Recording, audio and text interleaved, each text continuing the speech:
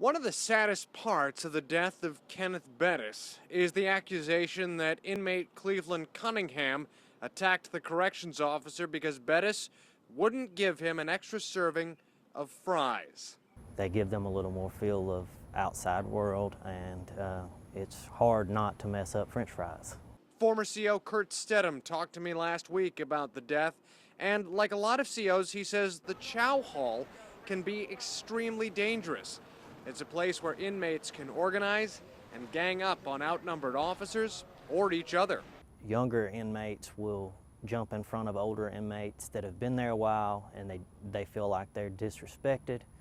That brings on a fight. The only time you should be going into the mess hall, especially when it's active, is if you go in with a suited team and it's an emergency response. Anthony Ganji writes about corrections issues and hosts an internet-based corrections talk show called Tier Talk.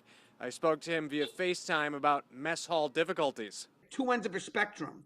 It's a vulnerable spot for an officer. It's the strongest point for inmates. Some prisons in New Jersey and a handful of other states have set up chow halls where corrections officers either watch from above or from in-house cameras and only step in when there's a problem.